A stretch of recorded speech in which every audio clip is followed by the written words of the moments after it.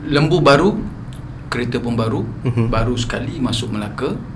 Ini pengundi muda ni, pengundi baru sekarang lah orang kata nak tunjuk muka dan berkuasa. Ada juga ya. Dekat sini kita kena ajar anak-anak kita, kita ajar diri kita. Entah duk sembang budak-budak 18, entah umur 40 ni pun tak tahu beza.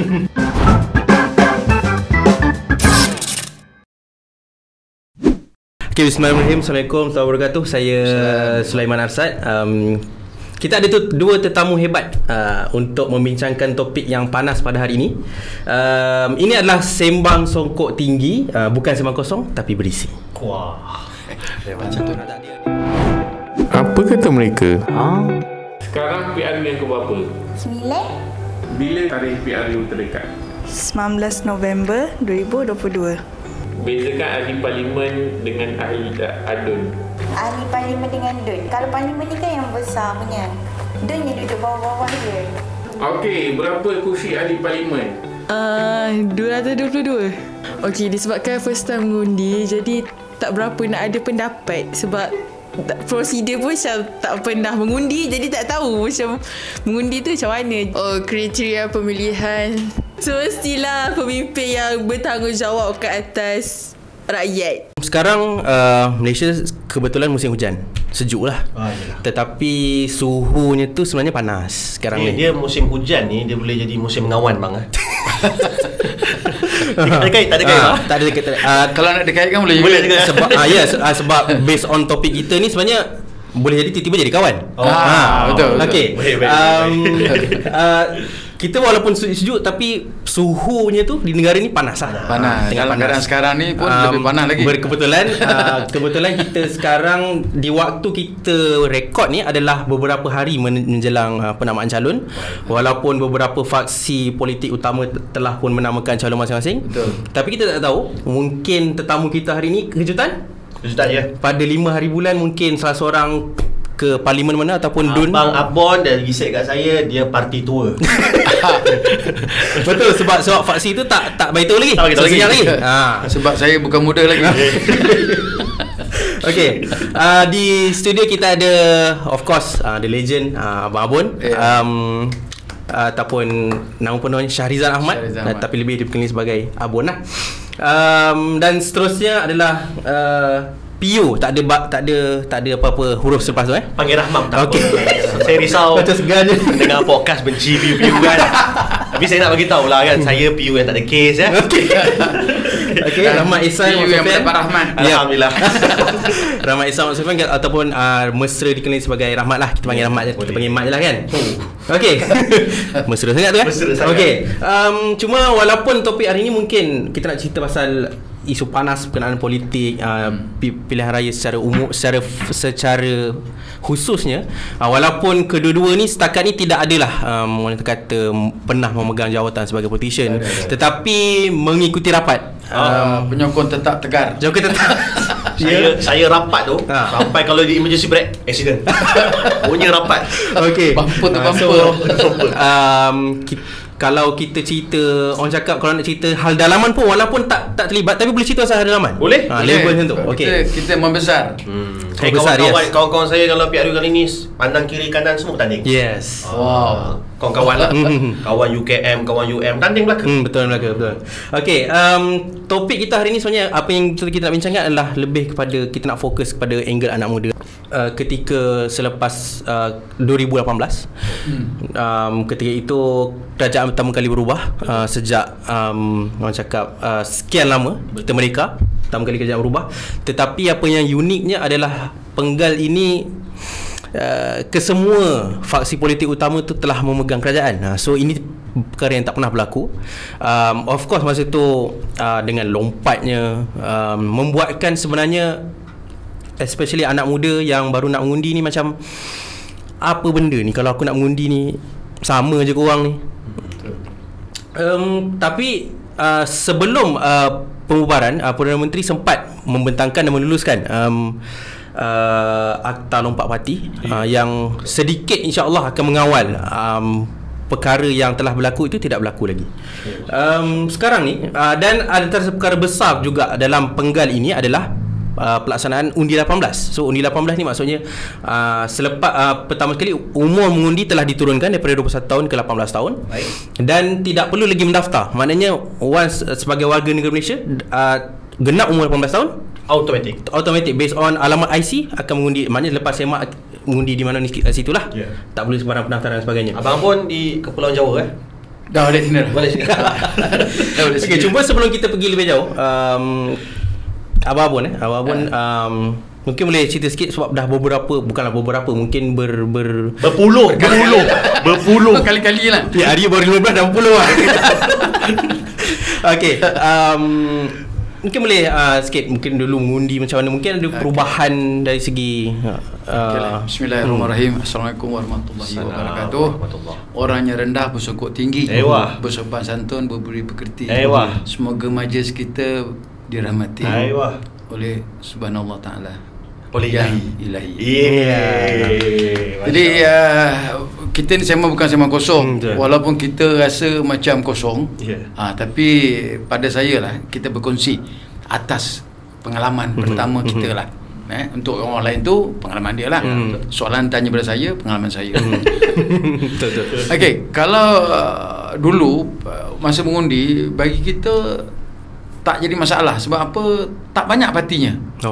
Tak banyak partinya. Kalau kata penyokong, pemangkang, itu je. Okey. Sekarang pemangkang banyak lagi yang pemangkang. Kalau penyokong, banyak lagi penyokongnya. Nak kata kerajaan pun dah 3. Dan yang rasa saya yang paling drastik ni, kita dah berganti banyak PM dalam masa yang sama. Dan kalau dulu pada saya pilihan raya ni satu hari semacam hari raya. Sebab tu nama dia pilihan raya. Kalau jalan besar, jalan raya. Dewan besar, balai raya, balai besar. Pilihan raya ni, kalau dulu kita ni dianggap macam bernilai, macam orang kata anak emas. Saya diambil, dibawa dalam kereta, dihantar, dipulangkan balik dengan kereta. Kalau kita panah, dipayungkan sampai ke kaunter. Lepas tu ambil orang yang kedua, yang makcik yang berkereta tolak, ramai yang usung, yang dokong, yang mengangkat. Nampak suasana. Kalau hari raya kita mewah dengan makanan, kuih. Tapi dalam pilihan raya kita tengok ramai orang prihatin sangat, membantu menyeberangkan jalan, memimpin. Tapi pada hari itu je. Pada hari itu aja. Itu je hari raya. Sebelumnya tu mengunjung. Bukan saja-saja, selalunya tuan rumah sediakan minuman. Tak ada, kita bawa minuman, bawa makanan untuk makan sama-sama. Kalau tak cukup makan tengah hari, kita hantar beras, kita hantar tepung, berguni-guni lah, tengok keperluan. Jadi saya rasa satu suasana yang nampak meriah sangat. Dan saling tolong-menolong, saling tak ada orang kata istilah provokasi, menyalahkan ini, cabut ini. Masa tu tak ada. Masa tu tak ada. Kemah panas tak ada? Tak ada istilah kemah panas. Sebab bagi saya boleh datang mengundi, semak kat mana-mana yang ada PDM. Nampak je satu kemah yang untuk kita boleh tanya. Lepas tu naik kereta dia, pangkal lain kita tak ada masalah. Naik kereta lain, naik parti lain, ni sebab semua nak membantu. Sampaikan kita ni orang kata meraih, dia meraih undi kat kita ni seolah bernilai satu undi tu. Jadi kalau dulu saya pergi mengundi bukan atas apa tau, satu tradisi. Kalau dulu itulah. Orang kata tunjuk apa parti lain, tak ada dah dalam fikiran. Yang lain tu bukan parti. Yang lain tu bukan parti. Jadi bagi saya tak dibagikan sepenuhnya pro kontra, ini macam mana, ini macam, tak ada. Sebab kita dah dipantakkan, dah dipasakkan begitu. Jadi tak ada masalah. Tak ada masalah kata dan kita tidak ada Facebook, kita tak ada media sosial macam gini. Kita daripada percakapan kawan-kawan, kan undi apa? Undi ni. Kenapa? Jom, sebab apa? Sebab dekat dengan tempat aku ni. Jom. Bukan sebab kepimpinan negara. Sebab kita ni siapa yang nak pimpin ni. Lepas tu kalau balik kampung, ada pula wang duit tambang. Dia bagi. Kat siapa balik ambil duit. Itu je. Jadi tanggungjawab kita kepada siapa yang kita pimpin, siapa kita nak pilih untuk penentu kepimpinan, untuk menentukan hala tuju negara, tak ada. Kosong. Kita tahu pangkal ni pangkal. tak ada apa. Nilai tak ada. Nilai kita pangkah tu sebab apa? Sebab orang suruh mengundi lah. Suruh pangkah, kita pangkah lah. Tapi bila dah masuk kerja Dewan Bahasa tu, sebab dah biasa dengan Dewan Bahasa, Dewan Bahasa ini pun satu wadah perjuangan juga. Tapi dia dalam bidang lain. Lepas tu barulah kita erti apa yang dia nak perjuangkan. Termasuklah yang Akta Bahasa lah, mengusung keranda 152 kalau tak silap saya lah, untuk Akta Bahasa, menggunakan bahasa Melayu dalam parlimen. Masa tu baru tahu siapa yang perjuangkan. Itulah kita sokong. Barulah hati nampak apa yang kita pilih. Kita nak dia menang sebab apa? Kita nampak dia punya untuk mendaulatkan bahasa Melayu. Dia sanggup mengusung keranda tu seolah-olah bahasa Melayu dah mati. Dia bawa daripada Dewan Bahasa berjalan ke parlimen. Maksud tu kalau kerja Dewan Bahasa kena tahan polis, kerja mana Dewan Bahasa okey jalan. Maknanya besar nama dewan tu. Dia yang ke tengah, yang menjulang erti perjuangan bahasa. Daripada situ baru kita tahu, orang ni yang ini. Jadi bila nampak muka dia kan, inilah.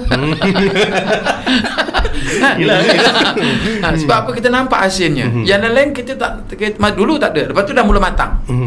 So pengalamannya tu kita dah dapat tahu, kalau orang kata ini kita ada alasan kita, kita ada hujah kita sendiri. Dulu ikut-ikutan.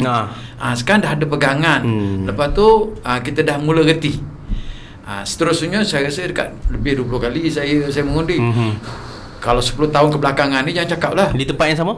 Berbeza-beza juga. Di kampung dulu di apa tu, di Muar. Lepas tu saya pindah di Ampang, Kampung Perembang. Lepas tu Tamu Kiteratai, merata. Tapi dalam area-area tu KL jugalah. Sekarang ni di Hulu Langat. Dan kita dah, pada saya dah matang lah. Apa pun hujah dia, kita ada sebab. Kita ada sebab dia. Dan kita ada istiqomah. Kenapa? Ada perjuangannya. Okey. Itu kita kata lain cakap orang lama kan. Orang yang dah berbelas-belas sekali mengundi. Okey, kita nak tanya orang yang baru sekali mengundi. Okey, Rahmat. Ya, saya Sulaiman. 2018 lah. 2018. Pertama kali mengundi. Apa masa tu lah, kalau kita nak banding dengan Abang tadi, memang terlampau dahsyat. Jauh. Yes. Jauh sangat. Tapi macam Rahmat sendiri, masa tu pertama kali mengundi tu macam mana? Sebagai seorang talent tu, of course lah pengundi muda lah, pengundi pertama kali. Bismillah, Alhamdulillah. Dia menarik dia Sulaiman, disebabkan pada waktu tu saya mengundi umur saya 24. Dia bahasa mudahnya umur tu sedang elok. Waktu-waktu tu orang dah mula kahwin, orang dah tahu dah hala tuju kehidupan. Jadi saya tak adalah bahasa mudahnya teruk sangat pemikiran tu. Sebab saya, kelebihan saya Alhamdulillah, saya ni bahasa mudahnya babon cepat matang. Kenapa cepat matang? Bahasa PU-nya masuk PU umur 20. Masuk umur terpaksa matang lah. Terpaksa matang kawan dengan umur 40. PU Syahul jambang besar gitu. Jadi kita dah tahu dah keragaman politik. Kita dah tahu dah, dia ustaz tapi boleh pilih parti ni, contoh. Dia ustaz tapi boleh pilih berbeza lah.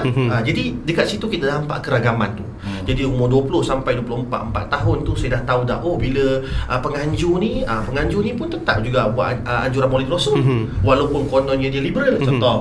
Jadi kat situ kita nampak dah. Jadi 4 tahun tu, walaupun saya pengundi yang pertama, tetapi saya dah ada masa senggang yang cukup banyak untuk menyebabkan saya berfikir.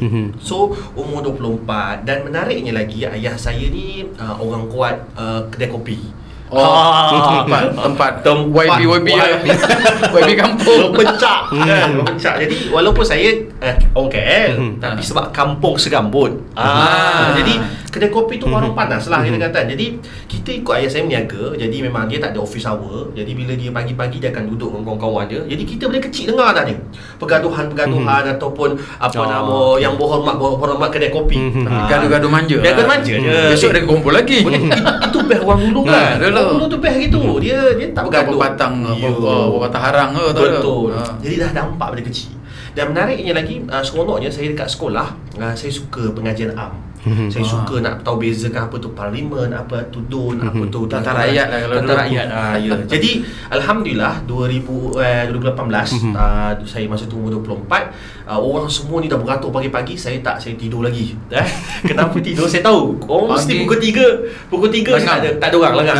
Okey. Jadi saya masa tu saya tidur, waktu pagi tu pukul 11 semua saya tak pergi. Lepas Zuhur saya pergi, betul kosong.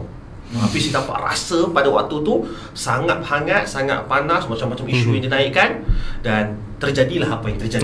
Dan ini pertama kali kerajaan kita berubah, dan untuk melengkapkan cycle demokrasi, kalau ikut falsafah demokrasi, sekali berubah tak cukup, dia kena berubah balik. 2 kali perubahan baru dikatakan negara itu lengkap idea demokrasi. So saya dah menyaksikan perubahan kali pertama, mungkin perubahan kali kedua ataupun tidak, wallahu alam. Yang penting saya nak orang ramai semua berpartisipasi. Kok mana pun kita kena gunakan tenaga dan usaha yang ada. InsyaAllah. Itu kita cakap pasal partisipasi. Cakap pasal Abang Abun tadi dia cakap dah sekarang tu dah tak tahu dah nak undi apa. Faktanya selepas undi 18 tu diluluskan di Parlimen, 12.2 juta daripada untuk PRU15 kita ada 21.1 juta pengundi berdaftar. 21.1. Maknanya 12.2 juta itu adalah segmen pengundi muda, which is 58%. Di bawah bukan first time, maksudnya di bawah 40 tahun. Ini adalah sebenarnya PRU pertama kali yang belia mempunyai segmen yang terbesar di dalam kelompok pengundi. Kajian daripada undi 18 sendiri, 40% daripada pengundi 18-21 ni tak tahu nak undi siapa.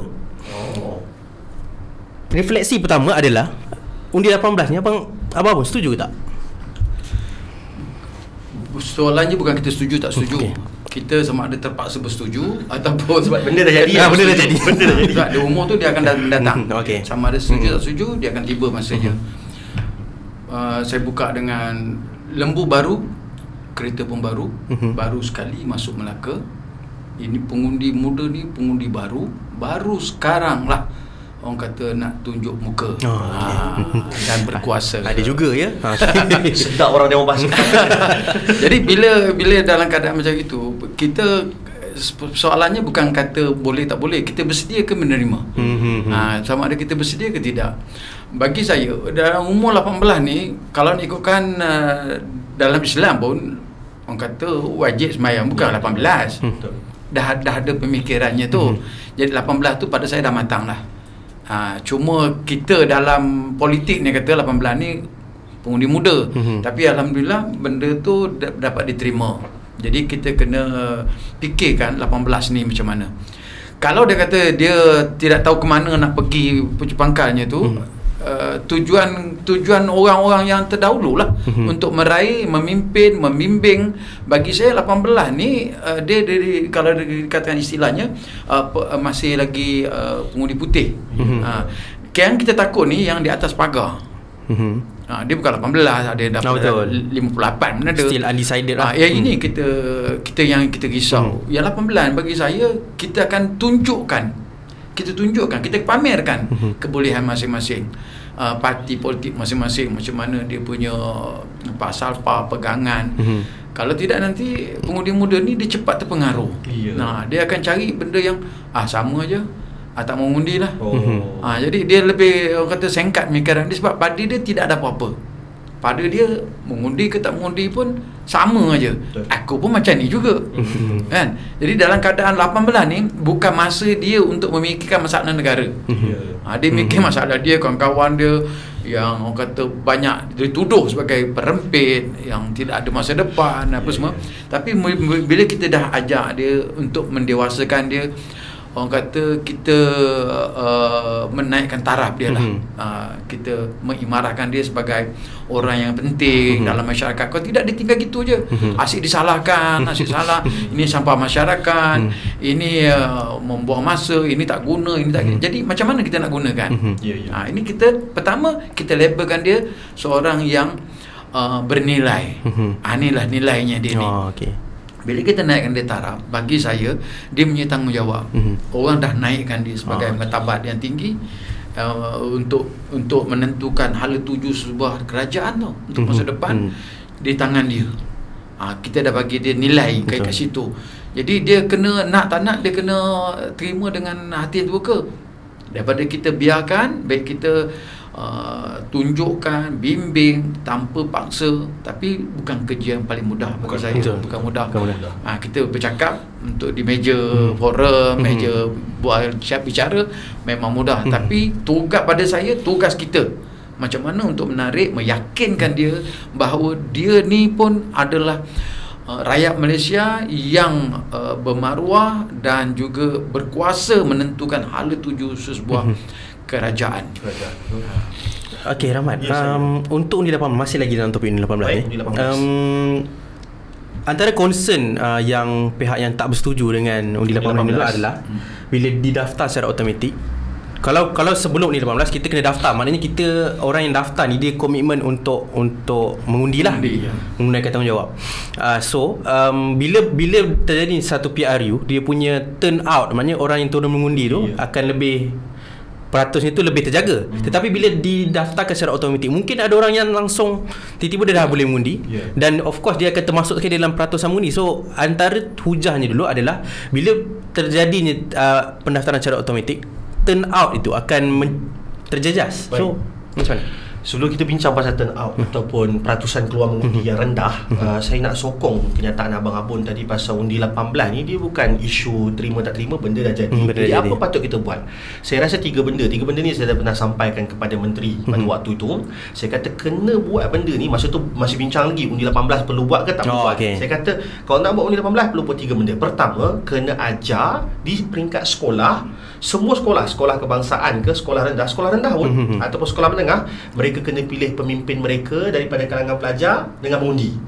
Benda ni dah buat dah kat MRSM, dan benda ni dah buat dekat sekolah-sekolah berasrama penuh, SPP. Tapi dekat sekolah biasa ni, yang rata-rata lebih besar peratusan sekolah kebangsaan dan sekolah menengah kebangsaan di Malaysia yang inilah sekolah ni. Tapi tak, lebih kepada masih lagi guru besar ataupun tentukan ataupun cikgu tentukan siapa. Mungkin ketua pengawas tak apalah, itu memang pilihan guru sebab tu nak tengok yang berkualiti. Tapi mungkin ketua pelajar kena adakan ketua darjah, kena adakan demokrasi tu dekat pentas sekolah. Yang kedua, saya minta 1 jam je, saya lihat menteri 1 jam saja, namanya ilmu sains politik. Sebab kelakarnya adik-adik kita tak boleh bezakan adun dengan don. Adun dia tak tahu AA tu ahli. Bukan adik ya, bagaimana nak tak tahu. Dia tak boleh beza apa tu senator, apa tu menteri. Jadi dia tak tahu, Jadi kena ada 1 jam seminggu cukup dah untuk fahamkan. Dan benda tu bukan perlu exam, mungkin dia hanya kelas basic. Dan yang ketiga, saya percaya kita kena gerakkan. Sebab kalau kita tengok dekat Canada, kita tengok dekat Australia, kita tengok dekat negara-negara New Zealand, diorang dah mula letakkan ahli politik daripada usia semuda-muda, umur 20-21. Walaupun bukan peringkat besar, tapi calon saja dulu ke untuk ada calon kita umur 20 kan. Jadi benda ni kita kena galakkan untuk diorang nampak kami ni perlu dihargai, kami ni berpartisipasi sebab ada wakil kami. Jadi benda tu kena mula pertama lah. Okey. So pasal turn out ni dia macam ni. Undi 18 kalau mereka tak nak keluar, sebenarnya jangan salahkan mereka juga. Sebab apa? Sebab keadaan semasa ni tidak ekosistem, saya sebut ekosistem, tidak menggalakkan mereka untuk keluar. Pertama tadilah auto daftar. Dia kata kita tak minta pun, kenapa kau daftar kan? Jadi kita ni kena ajar keluarga kita kena minta agamawan untuk terangkan kenapa kepentingan mengundi. Sebab apa? Baru saya tahu juga lebih 50% ahli parlimen ataupun kerusi yang dia punya beza dia tu tipis sangat. Betul, majoriti tipis. Jadi kalau dengan adanya semua orang turn out yang lebih tinggi, maksudnya boleh berubah negara. Boleh berubah, betul. Masya-Allah, kita tengok sendiri contoh tempat Dr. Ashraf Wajdi bertanding dengan Nick Zawawi contoh di Kelantan. Beza dalam 700 undi. Jadi nak kena bagi tahu diorang kena letak siapa yang diorang nak.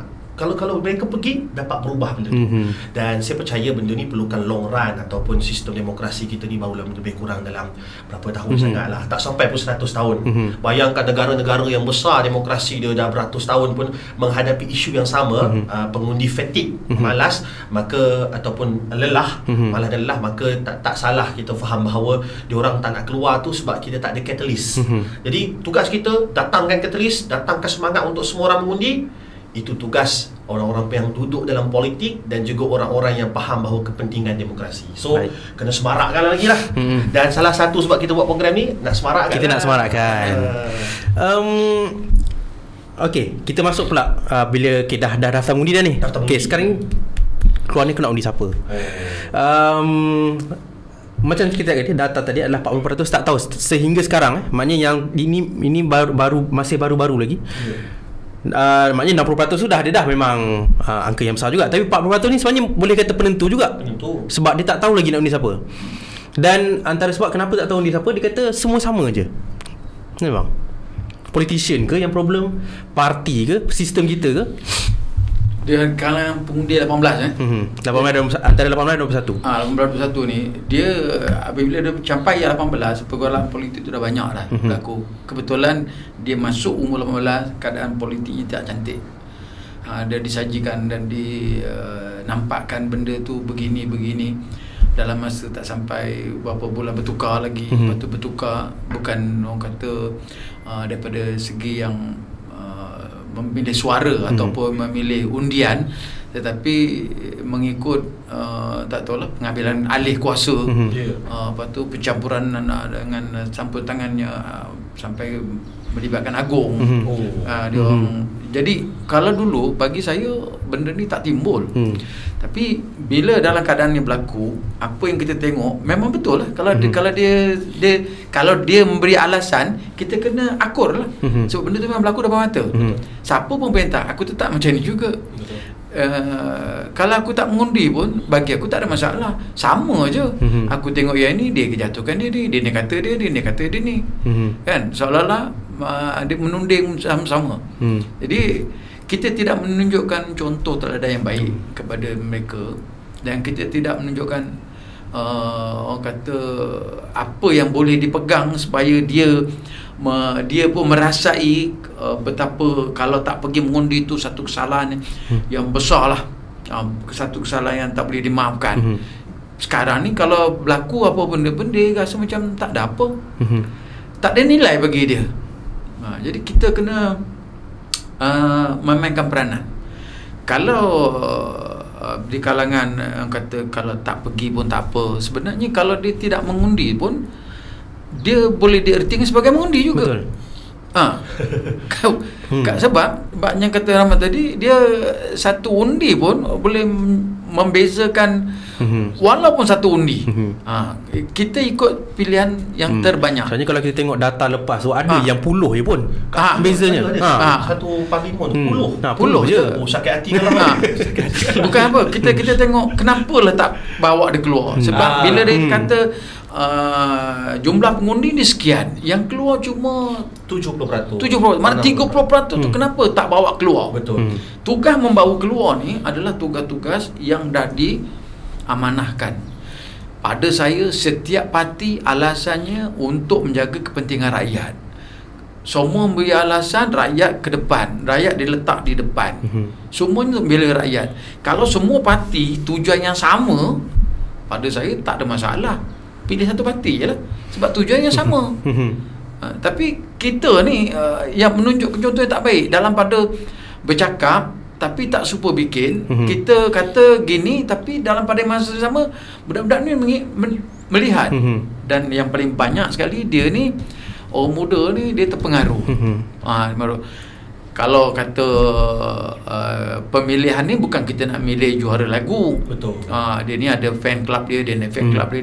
Dia tidak ada, tak ada apa-apa pun. Dia cuma mengikut je. Kalau kata ada orang yang bagi dia semangat, macam kata kalau kita ada ugamawan, kita akan memberi pandangan, tapi jangan disogokkan dengan satu parti. So dipilih. So dipilih mana yang terbaik. Betul. Yang ini kita dah tengok dah. Okey, kalau kita tengok macam kata Pulau Pinang, Kedah, Selangor, dah ada contoh. Ini cara pemimpinan dia. Betul. Yang satu ni Johor, Melaka, Pahang, Perlis, ini. Yang satu lagi tu Terengganu, Kelantan, Kedah. Kan dia dah nampak. Kita ni cuma buka laluan aja. Kalau kau nak tengok ni, kau tengok ni. Tengok tu. Inilah kepimpinan dia. Yang ini pun ini juga kepimpinan dia. Jadi bila dah banyak contoh, saya pun biasa muda. 40 tahun dulu. Dah masih muda. Daripada belakang macam ada jahanam. Depan nan jahanam. Dia remaja juga, cuma remaja purba. Jadi bila kita dah tunjukkan contoh, dia dah ada laluan 18, pemikirannya dah ada. Dia tidaklah orang kata teruk sangat. Kalau dulu mungkin kita dah masa umur saya ingat lagi dah tingkatan 1 masih lagi main pondok-pondok. Masih lagi masih main lagu anak-anak. Dulu kawan kahwin kawan kahwin. Berkali cerai tu. Kadang-kadang bergaduh tak dapat saya jadi suami dia. Dia dah orientasi awal lagi. Dia nak ambil geng dia, untuk masuk dia tim dia tu. Pada saya benda-benda macam ni perlu diadakan dengan cara yang lebih baik lah. Bukan cara yang untuk orang kata memburuk-burukkan parti-parti ni supaya pilih dia. Pilihlah aku. Dengan memburukkan orang lain. Kita anggap dia sebagai orang baru 18 tahun, berfikiran baru, tenaga yang baru. Dia punya tanggungjawab kepada negara, dia mesti kata mengambil bahagian dalam PRU ni supaya dia tidak akan menyesal kemudian hari, sebab apabila tercalon yang itu dia dah tak boleh nak buat apa-apa. Okey, saya stigma orang kata ataupun anggapan semua sama ni, kalau kita kata itu politician saja, satu sudut ya, tetapi yang memilih politician tu datang daripada kita juga. So masalah ni orang cakap, orang kata situasi semua sama ni kat mana Rahmat sebenarnya? Saya tak setuju semua sama. Bagi saya ada persamaan. Maksudnya ada persamaan. Contoh parti A dengan parti B ada persamaan pada segi nasionalis. Tapi mungkin perbezaan daripada segi cara mereka pandang agama. Contoh. Ataupun mereka sama agama mereka, maksudnya cara pandang agama, tapi berbeza pada dasar ekonomi. Dekat sini kita kena ajar anak-anak kita ajar diri kita. Tantas duk sembang budak-budak 18, tantas umur 40 ni pun tak tahu beza. Kan? Tak tahu beza. Maksudnya ada beza punya dasar mereka. So kat sini kita kena pastikan bahawa kita kenal betul dasar parti tadi. Kedua, dasar ataupun cara corak perjuangan individu yang bertanding dekat parlimen kita. Sebab apa? Sebab sekarang hairan unik sebenarnya kalau ikut dulu saya sembang dengan ayah saya, dia kata kita dulu orang tua-tua ni ataupun kita remaja pada waktu tu, kami tak perlu fikir dah sosok tubuh ahli parlimen tu. Sebab calon ni parti pilih. Calon ni daripada banyak calon, parti akan select yang terbaik, cream of the cream, and then jadi calon parti tadi. Jadi kita ni pengundi tak payah fikir calon, kita fikir parti je. Tapi sekarang tak lagi. Sebab apa? Sebab kita mudah je nak pilih siapa jadi calon parti kita. Betul. Ikut selera kita. Jadi dah kena pula tambah tanggungjawab pengundi nak kena pilih calon dan calon parti. Dulu tak perlu sebab betul, parti dah pilihkan dah. Maksudnya siapa jadi calon tu, dia punya pemikiran, cara fikir, ekonomi dia ke, agama dia ke sama dengan parti. Tapi tak sekarang. Nampak macam dia ni nasionalis, tapi kenapa lain? Jadi kat situ dah tugas tambah tugas kita. Jadi so persamaan semua sama? Tak. Bagi saya semua tak sama. Mesti ada beza sedikit. Maka tugas kita untuk sekarang ni menilai calon kita, menilai parti kita. Dan saya tak pelik kalau sekarang ada orang mengundi parlimen lain, don lain. Ada sekarang. Maksudnya untuk parlimen aku undi parti ni, untuk don parti lain. Sebab apa? Sebab dia jelas dengan dengan pilihan dia. Sebab dia tahu mungkin untuk don orang ni bagus berkhidmat untuk dia punya kampung. Tapi untuk parlimen anak parti ni sebab idea dia tak kena dengan idea aku nak. Jadi dekat sini saya rasa adik-adik, tuan-tuan perempuan, kita kena tahu apa yang kita pilih. Yang paling penting, jawapan mudah dia adalah kita bila jumpa Allah kelak, kita jumpa Allah di mahsyar kelak, Allah tanya, kita jawapan tu je. Kita jawapan. Saya kan saya pilih ni sebab ni Allah. Dan percayalah Allah akan tahu dan Allah akan nilai kita. Maka yang paling penting telah lepas tanggungjawab, telah lepas kita punya tugasan sebab telah memilih. Okey, boleh sambung terus sebab kita kata nak jawab pada Allah tu. Sekarang ni apa sebenarnya kalau kita konteks orang cakap tuntutan Islam sini dalam memilih pemimpin. Okey. Tetapi Malaysia ni unik. Maknanya kita berbilang kaum. Macam mana guideline Islam ni sebenarnya, tapi dalam konteks Malaysia. Saya suka Profesor Dr. Mahmud Zuhdi. Dia ambil satu, dia kata fiqh Malizi. Dia ke fiqh Malaysia, dia kata. Fiqh Malaysia ni unik sebab kita ada negara orang-orang yang bukan Islam menjadi pemimpin kita. Maka pendekkan cerita macam ni lah. Saya ambil seorang ulama Ibnu Kathir rahimahumullah, bila cerita pasal macam mana nak pilih pemimpin. Maka Ibnu Kathir kata dia kena tengok surah Al-Qasas. Kalau siapa ada masa nanti buka surah Al-Qasas. Surah Al-Qasas ni surah kisah-kisah. Qasas tu kisah. Ada satu kisah Nabi Musa alaihissalam tengah jalan balik keluar daripada Mesir, dia nampak ada diskriminasi berlaku. Ada perempuan yang tak dapat ambil air pada telaga. Sebab apa? Sebab dia perempuan. Diskriminasi berlaku. Oh, Nabi Musa pantang nampak diskriminasi. Sebab Nabi Musa lawan dengan Firaun. Firaun ni kaki diskriminasi, suka menindas orang. Apa berlaku? Nabi Musa tolong dua orang budak perempuan tu dapatkan air. Budak perempuan tu pun balik, Nabi Musa penat sebab dah tolong angkat air apa semua. Datang balik perempuan tadi kata kepada Musa, wahai lelaki, ayah aku nak jumpa. Oh, bukan ayah menantu, bukan, tapi nak jumpa, nak ucap terima kasih. Oh, korang pantang pantang tolong perempuan. Jadi apa berlaku? Ayah ataupun wanita tadi, ayah kepada wanita tadi puji Nabi Musa alaihissalam dengan ayat qawiyul amin. Maksudnya pemimpin ni dia kena dua. Qawi yakni competent, cerdik, pandai, dan amin yakni amanah, boleh diharapkan. Dia kena ada dua. Kalau cerdik tapi tak amanah, dia menipu. Okey. Kalau amanah tapi tak cerdik, ditipu. Kena faham. Scammer sebab cerdik tapi tak amanah. Betul. Yang ditipu kena scam selalu ni sebab dia baik sangat. Allah, dia tak bodoh. Dia tak bodoh. Bodoh juga. Bodoh lah tu. Tapi nak kata dia bodoh. Jadi nak kata apa, kena ada dua-dua. Qawiyul amin, kena ada dua-dua. Jadi nak kena ada cerdik dan juga amanah.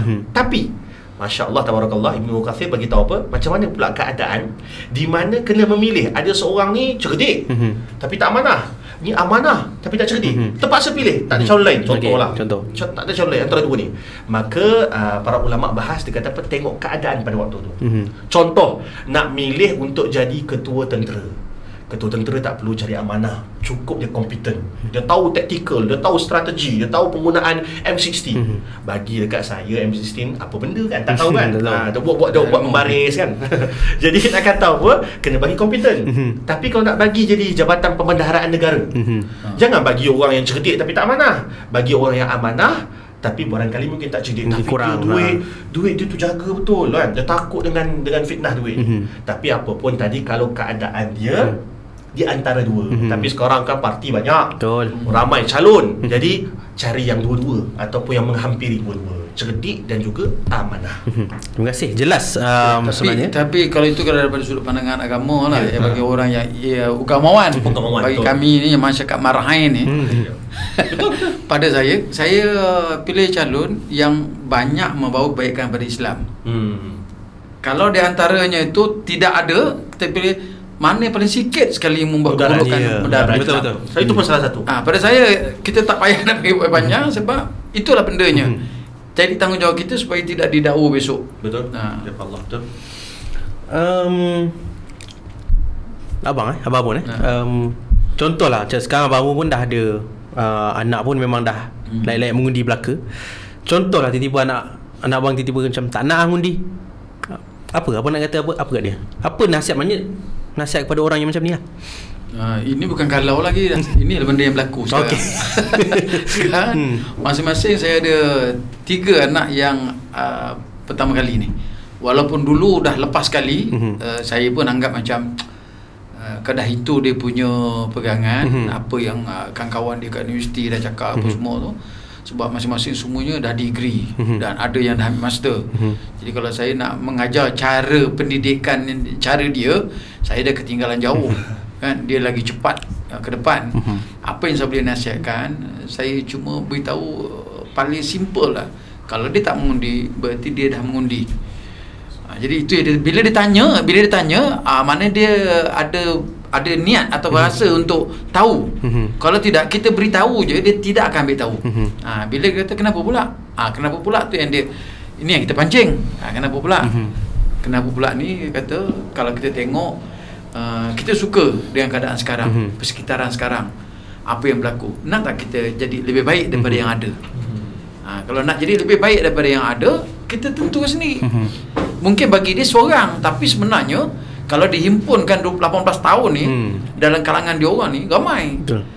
Kalau kata tak apalah, orang lain dah undi, tak apalah, bagi dia tidak ada apa-apa, kesan pun tak nampak apa pun. Tapi kalau nak jadi lebih baik, dia rasa bertanggungjawab. Kalau menang, dia boleh sama-sama suka. Macam kata orang tak puasa tapi meraya, dia lebih pada orang puasa. Dia pula nak tentukan berapa kilo nak beli daging ini. Sekali tanya puasa tak? Tak ada, nak raya je. Jadi tak ada makna. Lebih bermakna kalau orang tu puasa sebulan, kemudian dia menyambut raya dengan air matanya, dengan gembiranya, dan dia dah dapat segala apa yang dia penat lelah tu, ganjarannya dia dah dapat. Itulah hari kemenangan dia. Tapi kalau orang yang tak puasa ni, hari kemenangan dia hari kemenangan dia. Tapi sampai ke hari kemenangan dah tak bererti bagi dia. Itulah. Okey. Jelas. Okey, last mungkin Rahmat ada pesanan terakhir kepada untuk nak kata anak tak ada. Ada 3 anak tekak. Saya Sulaiman Abang Bon, saya minta maaf nak kata siapa yang tidak turun mengundi, tambah dengan undi rosak, adalah orang yang sangat tidak bertanggungjawab, tidak patriotik, tidak bagus.